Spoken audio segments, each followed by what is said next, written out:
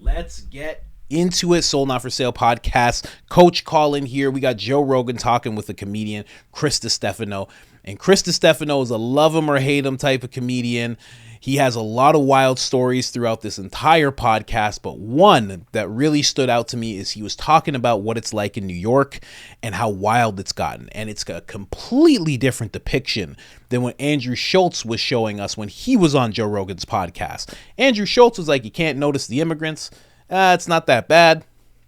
He was talking like, everything's okay in New York. Chris, completely different story. Chris is talking about run-ins that he's had, and it's pretty wild. And in my research, I ended up stumbling onto a video called How the Left Fueled New York City's Violent Crime Wave. So I'm going to be showing you some clips from that, as well as some other clips.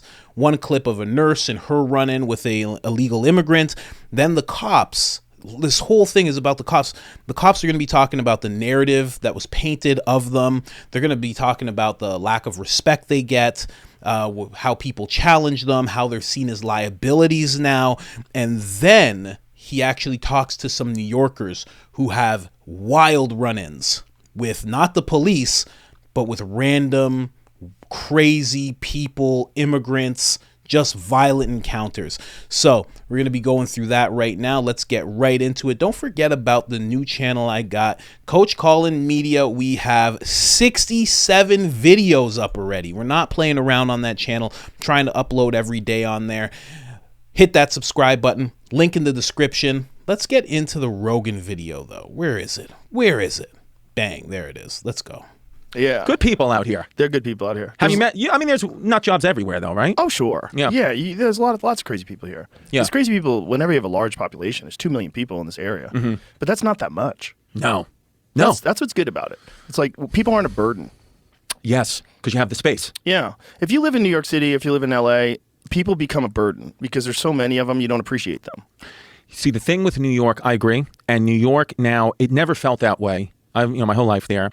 But recently, New York has become a place, still great, still my home city, but the problems that you would always hear about, like, people would say, oh, it's conspiracy, or like you're watching that shit on the news. Now you're actually seeing it. Okay. So for, 39 years, I never had not one altercation on the subway or in the streets with any kind of mentally unwell person in New York. There's a lot of crazy people, but like, they're not really fucking with you. Mm-hmm. 3 times in the past year, I've been physically assaulted or like had to defend myself against a mentally deranged homeless person. One time I was walking in the Comedy Cellar, some guy came at me and like just put his elbow on my chest and I had to push him and he fell over a pile of garbage. I just had to push him as hard as I can, where I'm like, I never dealt with that. And now you're starting to hear people who like would always kind of, never, ever, ever even think about like voting any other way, but the traditional New York way, are like, I have to now vote another way because it's not safe for me anymore. Right. There's crime and the cops. I feel bad, man. The cops. If I was a lot of my friends are NYPD. They're like, dude, we wanna fucking police. We can't. I can't do anything. My boy was telling me a story. He's like, we were outside the projects, right? He goes, and we see this drug dealer selling drugs, right? We see him. He's selling drugs, and we know he's right there selling drugs. We arrest him. Out right away. Out. He goes. Then we saw him selling drugs to what we look like a 10-year-old kid. So we arrest him. We arrest this kid. We were seeing a 10-year-old child walk with a bag of drugs. Arrest him, back out. He goes, so what do you want me to fucking do then? Right. I can't keep doing this. Why do you think they're doing that? Living in New York City, why do you think they're letting people out like right away? There's no cash bail, right? Right. I was told that's by my police friends. I was told that's what it is. It's that law is the big thing. It's like this bail law to get out. He said, which doesn't help anyone because Why was it made? I don't know. I honestly don't know. It's not well received though. Nobody really. You're gonna in New York now. Even the people who are wearing like 40 masks during COVID are like, I don't want my city's like being destroyed now. So now I don't know if that changes in an election. If people will vote, I don't know. But I'm like, I see it now for the first time ever. I'm like fully seeing people injecting heroin. Fucking, it's wild. Even my father, who's like, I grew up in my father's like, I remember New York in the 70s and 80s, which was like nuts. Like, he was like, you would get assaulted. Everybody had AIDS. He was like, this is scarier New York. I'm more scared of this New York. Because he said in the old New York, you knew which neighborhoods, don't go in that neighborhood. And then you're okay. But this New York, I don't know where that shit's coming from. It's going to pop out of anywhere at any time. And you'll have people that will hear this and be like, you're exaggerating. It's not true. I'm telling you, it's true. They just haven't run into it yet. I'm telling you, dude, it's true. And when you are friends with the police, the cops, it's true.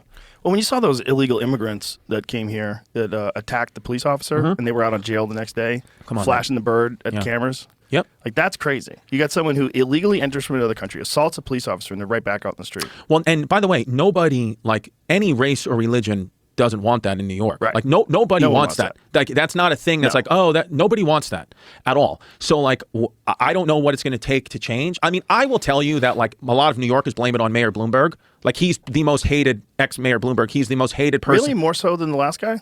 Than de Blasio? I'm sorry, de Blasio is what I meant to say. I'm sorry, not Bloomberg. De Blasio is what I meant to say. I'm sorry. Right. Mayor de Blasio is hated, like he's hated more than Satan. Like people, I was at a gym once in Park Slope, Brooklyn. He was on the elliptical and he has a security guard standing by him. He was the acting mayor. And I mean, people were just fucking trashing him as they walked by. Just, I mean, outwardly trashing him. Because nobody gives a shit. We're like, one guy was like, you fucking suck. And by the way, that's a girl's machine. That's a girl's machine. Elliptical's a girl's machine? That's what they said.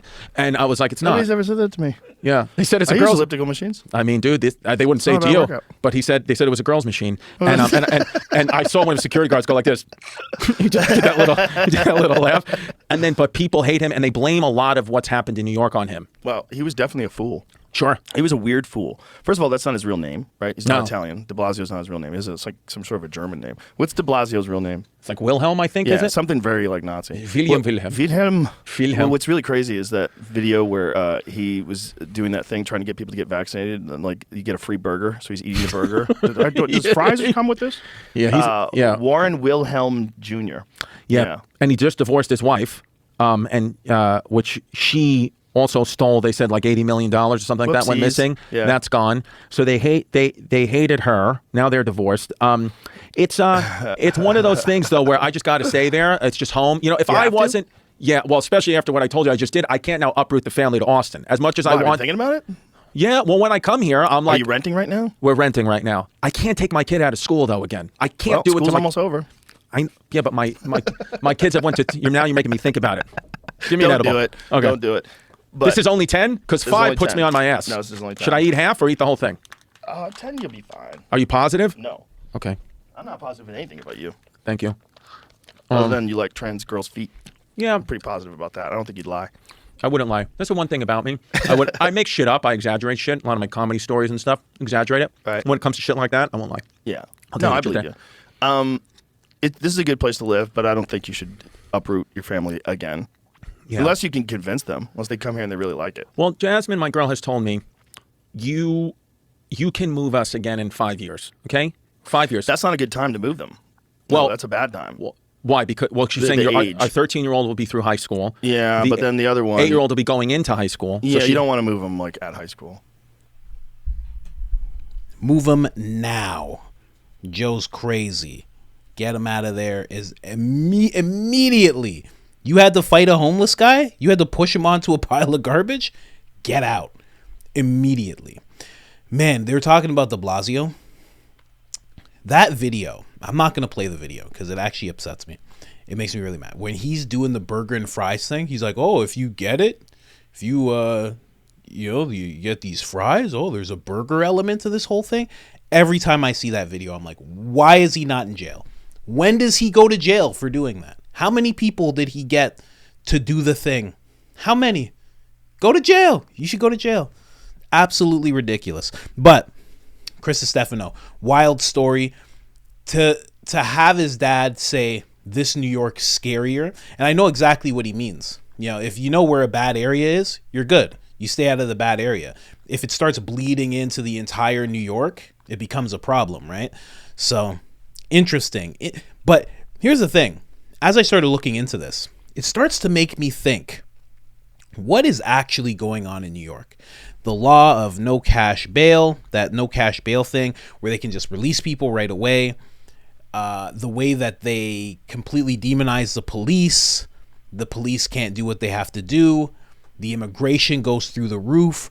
What are they actually doing? Because we all know that few things that are happening before our eyes right now are completely not by design. Very few things.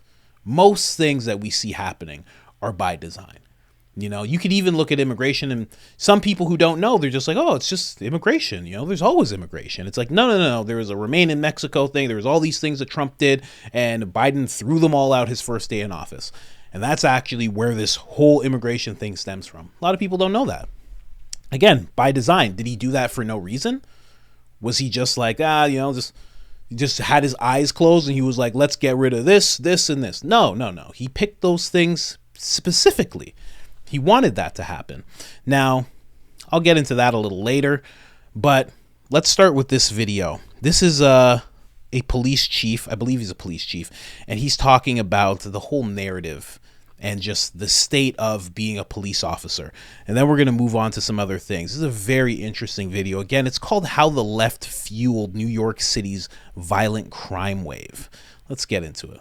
A dramatic change. More people were moving into New York City, and we had significant crime reductions. And then unfortunately, we have gone backwards significant, not to the levels of the late 80s, early 90s, but an alarming trend of violence throughout our city that has really, really been highlighted throughout the country. How much can you blame the increase in violent crime on the rise of the BLM riots, for example, and other activist movements who are anti-police and anti-cop? I don't know what level I would say that I would blame it on that particular thing. There is no secret that there is a significant anti-police element that has become that much more visible. I wouldn't point at any one particular thing such as BLM or anything, but when you see what has happened during the riots of 2020, it is alarming. Do you think that the police here in New York have ever been more hated by some of the public? During my career, no. This is the worst I've ever seen it. In 30 years, I've never seen this kind of dynamic. And there is a belief by some people that the police are actively killing people of color. The reality is that when you look at the total number of police shootings in general, regardless of who the suspect is or what racial dynamic they are, it is such a very, very tiny component of the hundreds of thousands, if not millions, of police encounters that we experience with citizens throughout the year. So the narrative that was created was that the police were killing literally thousands of people. That's factually not true. Very interesting. Right. And again, just down that rabbit hole of thought of this, very few things are not by design. The police get hated. Then all of a sudden there's this narrative painted of them. And I'm not saying that there's no bad police. I mean, everybody has met or had a run-in with a cop that, where they're like, oh, this guy, like, I wouldn't have a beer with this guy. And I'm sure you've met many, I know I have, where you're like, oh, this guy's amazing. This guy's incredible, right? There's bad people in all races, religion, creeds, positions, companies, fields. It's all over the place, right? But this whole narrative was really pushed, and everybody remembers back in the BLM days when this got really, really pushed, really, really hard. So it just makes me wonder because, the last clips that I'm going to show you is them, the governor of New York, talking about National Guard presence. And it just makes you wonder, why not just not have the no cash bail law? Why not just empower the police once again? Why not get rid of something that you're going to learn about throughout this video called, I believe it's called the diaphragm law.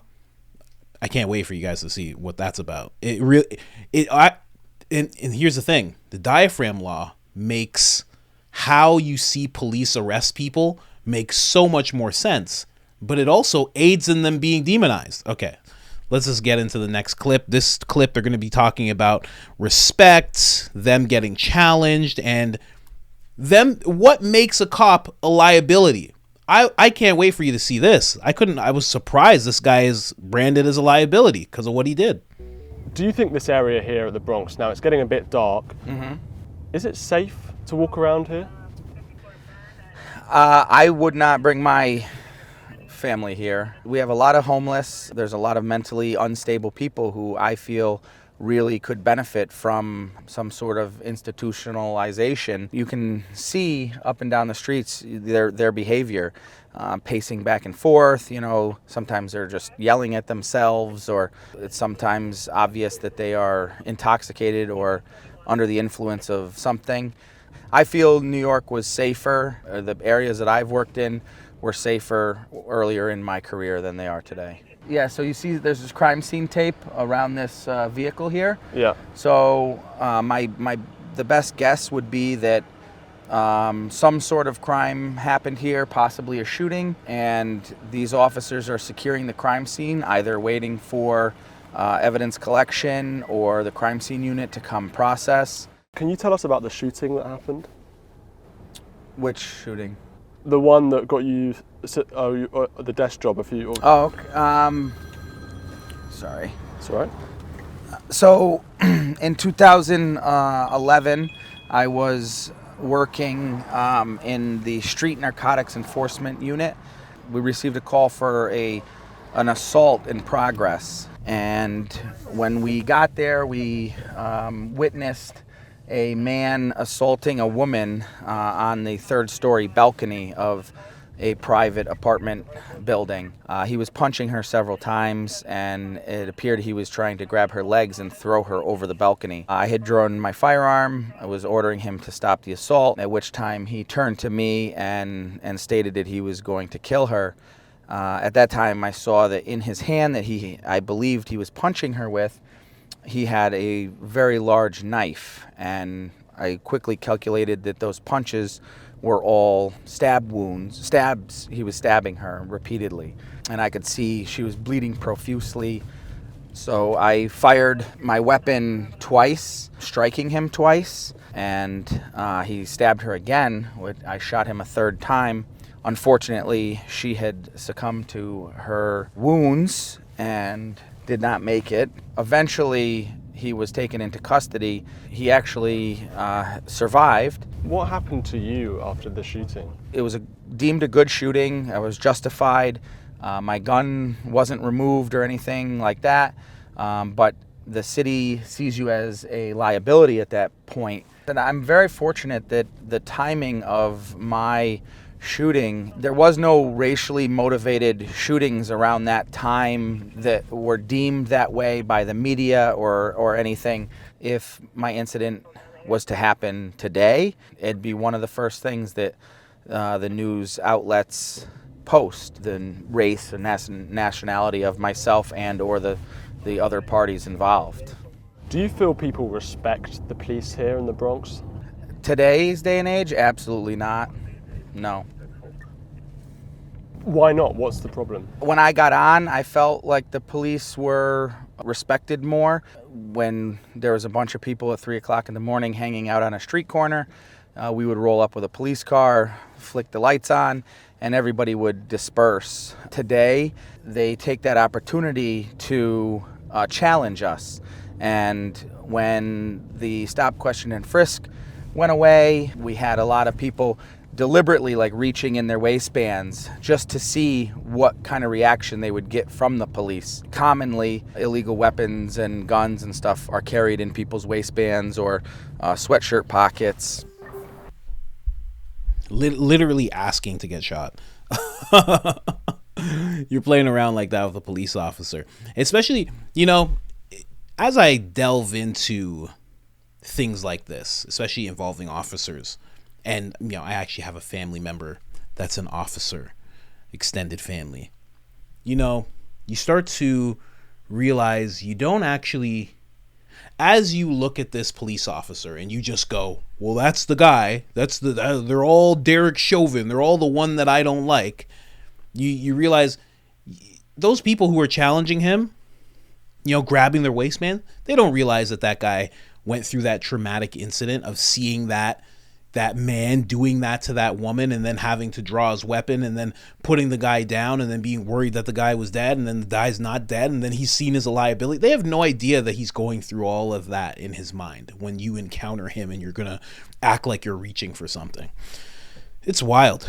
And just the whole part of this clip, the fact that he did a good job, he stopped someone was getting stabbed, he stopped that from happening, and then gets branded as a liability is so wild. In my opinion, I think he did a good job. There was something terrible happening to a woman. He stopped it and he put the guy down and didn't even kill the guy.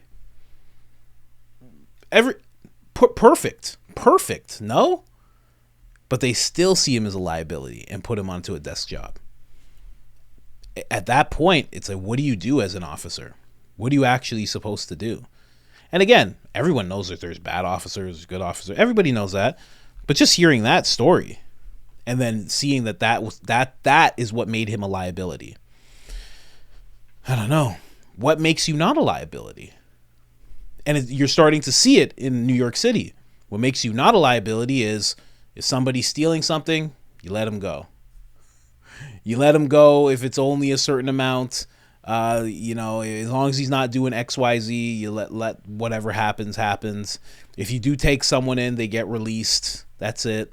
It's fine. Those are the things that make you not a liability. But those are also the things that kind of not make you a police officer at some point. You don't get to really enforce the law. And when you do enforce the law, it's more of a wet Band-Aid than it is an actual fix, because the people get released right away. And then to Joe Rogan, what he was saying, he's like, why do you think that's happening? Why is that happening? And again, we'll get to the end of the video, but I want you to hear some more encounters. These encounters are a little worse than Chris's. And surprisingly, they happen to the wokest of woke people. Look at this. A pink-haired girl? People are doing things to pink-haired girls? That's so odd.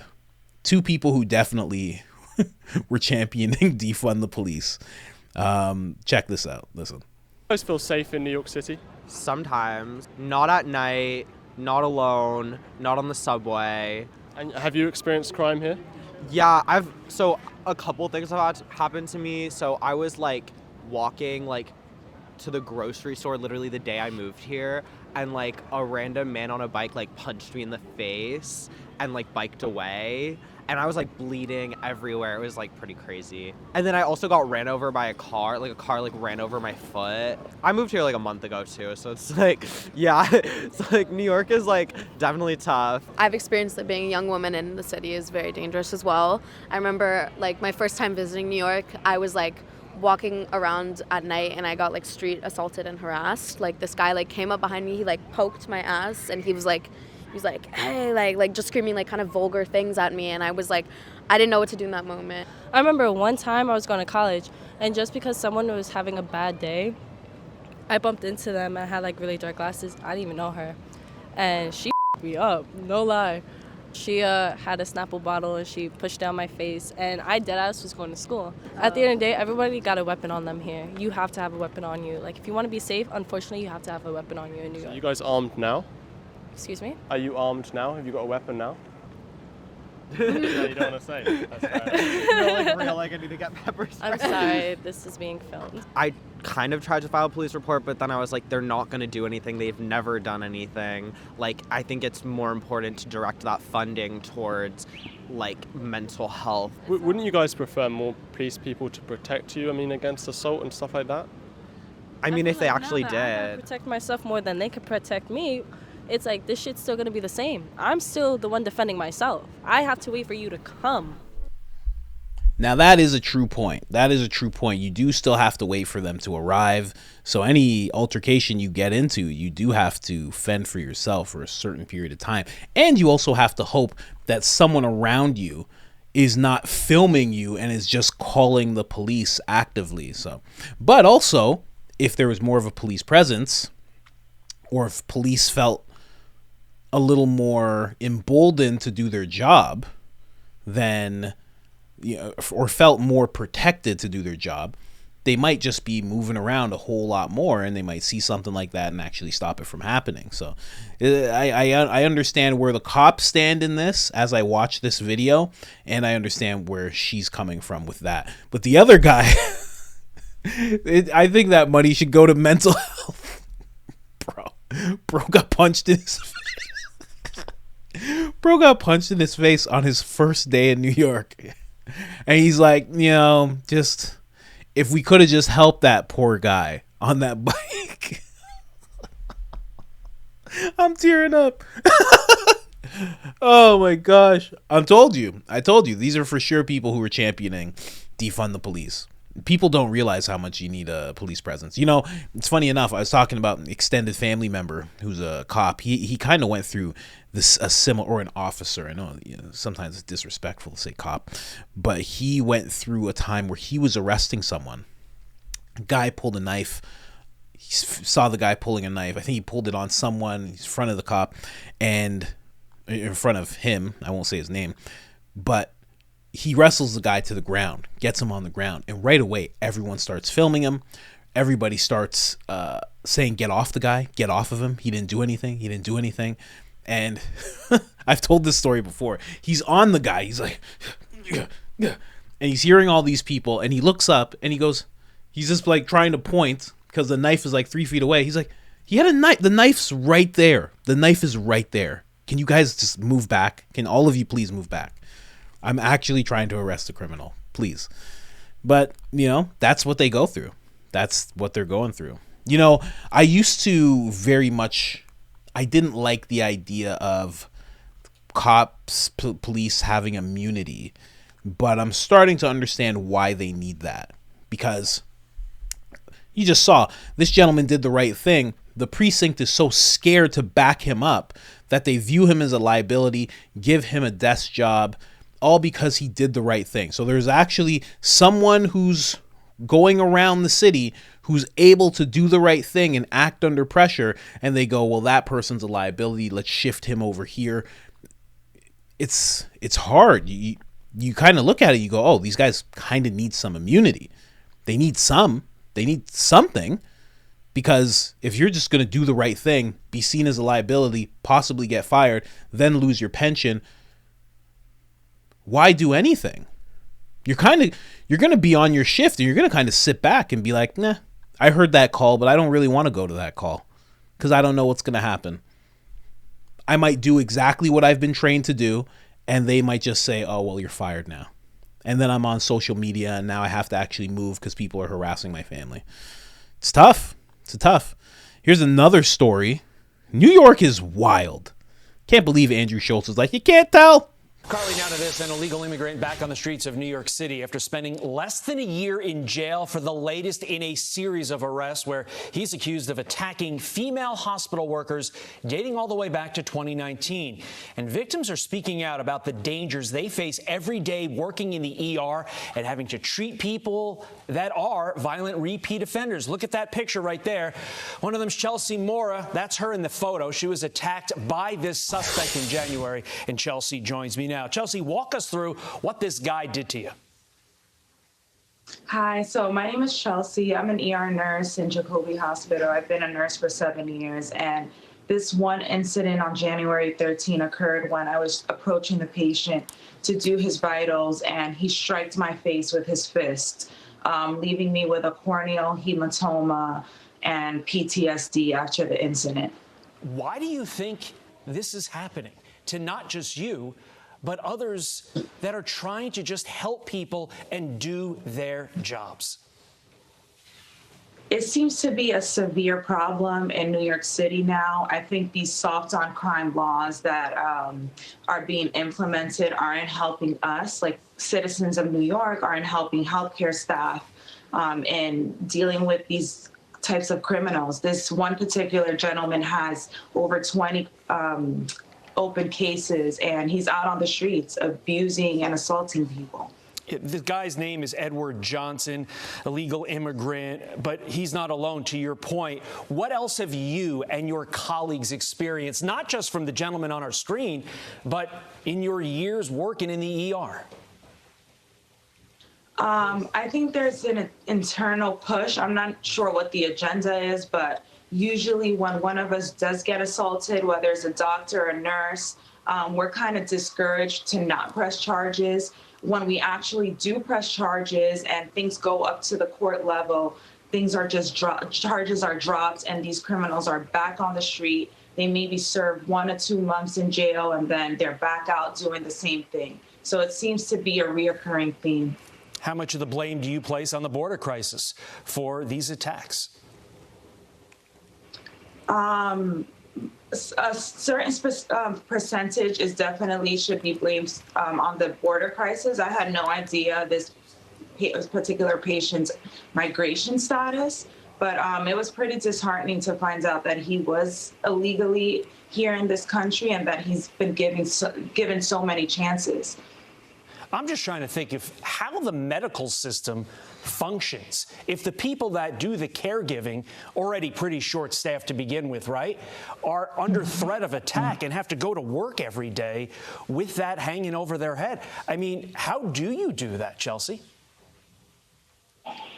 It's difficult, to say the least. I mean, we wake up every morning or night. We work 12 hours to 16-hour shifts to help people, help the most vulnerable in our society, help our sick patients in underserved communities. And we get abused, and these things just fall under the guise of mental health disorders, and they're kind of ignored.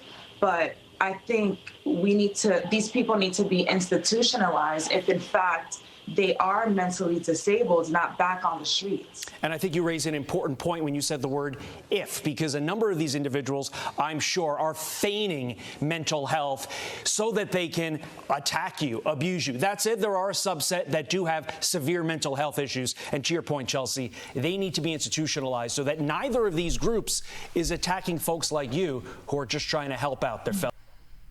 Man, very, very interesting. So there's a lot going on. There's a lot of attacks going on in New York, just all around. Medical, random people, just very, very interesting. And again, I keep thinking of Andrew Schultz as being like, you can't really tell. I don't know. I'm friends with Joe Rogan. I don't know. I'm on the road a lot. You know, I'm a millionaire, right? I got a Rolex. I can't tell. I'm sure he doesn't do like nighttime shows in New York anymore. I'm sure he's not doing that type of thing anymore, or else he would see it. Chris Stefano, on the other hand, he's still grinding it out in the clubs, not because he's a low-level comedian or anything, but because that's just what you got to do in order to work on your stuff, whereas Schultz can kind of work on his stuff in a theater. It's a little different. And I know that doesn't sound like much, but to be working on stuff in a theater is incredible. But also removes you from society quite a bit. You at that point you become very much a famous person. Now, this last clip that I'm going to show you, actually no, it's the clip before the National Guard clips, but this one gentleman, he's just talking about why police officers are leaving NYC. And this actually reminded me of the Kevin O'Leary clip where he was talking about how Trump's case is going to scare away developers. Here, let's get into it. I'll explain after. Really terrible. But this one, kind of like takes the cake. And it came at a time where the movement was to this anti-police environment rhetoric that we saw. And this was their quote unquote, like, time to seize control, and that's basically what they did. Why do you think so many officers in the NYPD are retiring early? Not only have you had a lot of these reforms, but you've had legislation go against them, right? They want to remove qualified immunity, or they remove qualified immunity, which would make it easier to personally sue a police officer, where you could be held liable. Even if you were right, you could still be sued. And the second thing is we've had in New York State by the city council pass what's called the diaphragm law, which is basically if you try to arrest somebody and you make any effort to go around the neck, press on the chest, on the back, and you obstruct the breathing on somebody, we have district attorneys that are looking to arrest the cops for this, which has led to a lot of videos. You might have seen them online where you have 5 or 6 cops trying to figure out how they're going to tackle this guy because they're worried about where they put their hands, where they grab them, and it becomes a real problem. It's a big deal. And if you're a cop and you're worried about now not only getting arrested for doing your job, but now you're looking to get sued, and I could go to a county where it's better pay, better benefits, and nicer working conditions. Yeah, let's put it this way. If I was working and I had the opportunity to leave and get a job somewhere else, I'd be out of here too. Very, very interesting stuff. So not only are the laws that are being passed in New York and the cases that are being brought up, and mainly the one against Trump, not only is that making cops want to leave counties and retire early and maybe not even approach the job in the first place, but it's also going to push away developers. And what's going to be left? It's going to be rough, right? the people who develop aren't going to want to be there. Then the people who actually protect and serve, and that's their job, I know, not always, but that is their main function, are also going to leave. What is that going to be left with? It's going to turn into Gotham City. It's like a race between New York and California to see which one can become Gotham City first. I think it's going to be California, just because Gavin Newsom seems like a Batman villain, You see, I'm not even gonna get into it, but he does. He has that feel, He could definitely be like, he'd be like the kind of guy who like knows who Batman is, He'd be like at one of the parties, with his slicked back hair, and he'd be like, "So, how you doing, Bruce? Is it? Oh, I thought you had a different name." He'd be like one of those guys, and then he'd get like real close to him, like he'd like brush up against him, and be like, "Have a good night, Batman." And then walk away. Like, he'd be like one of those guys, real wild type. He'd actually be a great character for like Two-Face. And I'm not even saying anything about him. He would look really good as that. You know what I mean? Or the Riddler. Imagine Gavin Newsom as the Riddler. Riddle me this. How many illegal immigrants have I let inside my state today, Batman? 1,000? 40,000, all Russian and Chinese. Skips away. Why are you doing this? Because I can, Batman. Anyway, let's get into the next clips. This is where they're starting to talk about the National Guard. And again, it makes me think, like, what's going on in New York? New York Governor Kathy Hochul announced new efforts to fight rising crime in New York City's subway system, which is up 13%, and that's just since last year. So Hochul is deploying 1,000 state personnel from the MTA, state police, even the National Guard to help the city. Andrew Siff with NBC News New York spoke with commuters about the safety improvements. Lately, I don't feel that safe. Trisha Alexander said her commute hasn't felt great lately, but seeing police back on the platform helps. What does that do for your state of mind? It makes me feel safe. Now I feel like I got to look around my back all the time. The return of 1,000 uniformed officers to the subway began in February and seems to be working. As we've reported, subway crime spiked 45% in January when the city ended its police overtime program in the subway. The renewed NYPD surge led to a drop in February, but subway crime still up 13% this year. When I'm on the subway system and I speak with riders, they say, Eric, nothing makes us feel safer than seeing that officer at the token booth, walking through the system, walking through the trains. Mayor Adams said not only will the manpower continue, but bag checks will be back at major transit hubs within the week. There's many ways that the state can even ramp up more support for protection of citizens and commuters on the subway. Some riders say the renewed law enforcement focus should deter criminals, many of whom are repeat offenders. It gives a person something to think about if they're even considering to do something they're not supposed to be doing. Yet to be calculated who pays the estimated $15 million per month in police overtime. Also, amid reports of more guns in the system and more slashings, the mayor wants to fast-track technology for metal detection. They are doing an excellent job in identifying razors, knives, scissors, other sharp objects. To me, that's a low bar. I want to be able to identify a gun. Our thanks to Andrew Siff with NBC. So, all of that is actually needed. I've shown you all these clips of people who are talking, and they need this type of thing in the subway and on the streets. But at the same time, their own laws are what made these people, these criminals, so emboldened. Right? Am I getting that wrong? Like, they made the laws that made the people, criminals, feel like they could commit more crimes, and do. So it almost makes me feel like, are they trying to form a police state? Because that's how you would do it, right? You would make sure you'd calm down the police. You'd demonize the police. You'd make it so they can't do much. You'd pass something called the diaphragm law. So you pretty much think about arresting somebody. You want to run up to them. You can't do that. Back, stomach, You want to get them like behind. Now all of a sudden you're choking them. Can't do that. It's like, so what can you do? So now you need 5 guys to hold each leg. Maybe another 2, 2 guys are holding legs, or maybe 1 guy. Other people are holding arms. Everything like that. Maybe they're trying to zip tie, whatever. But then think of the optics of that. Now the police get further demonized because now people are like, oh, you don't need that many guys for that. Man, see, look at this overkill, man. See, this is what they do. So it's very interesting. Are they trying to have some kind of police state formed?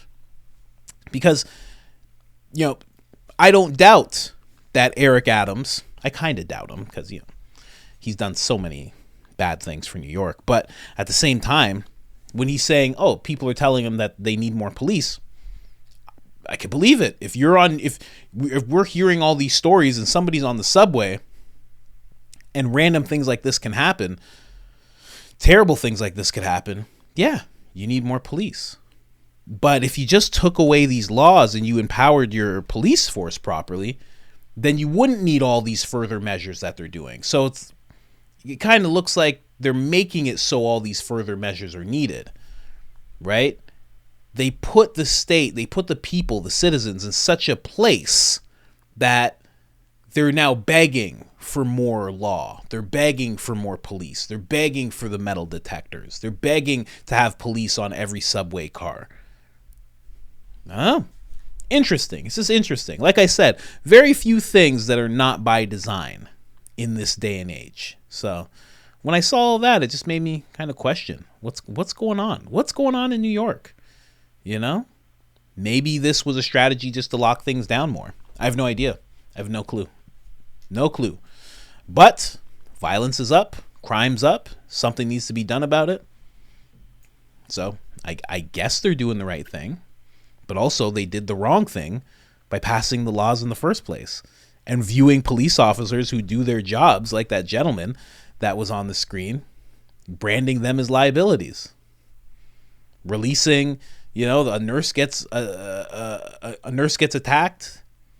They try to press charges. The charges either get dropped or maybe the guy does a month or 2 and then he gets to be a multiple offender and he's illegal in the country. It's like, it's just a whole recipe of what are you doing? Like, what are you really doing? What are you really trying to do? Anyways, guys, I just wanted to show you all that. I went through a little rabbit hole of thought. Again, that video was called How the Left Fueled New York City's Violent Crime Wave, Midterms Dispatch, and the person who's hosting it, his name is Steve Edginton. So definitely check that video out. I showed you like a good little portion of it, but there's like a whole other 20 minutes to that video. So definitely a cool video to check out. Anyways, guys, like, subscribe, all that good stuff, notification bells. Hit us up on Spotify and Apple. We're there as well. And other than that, I'm out.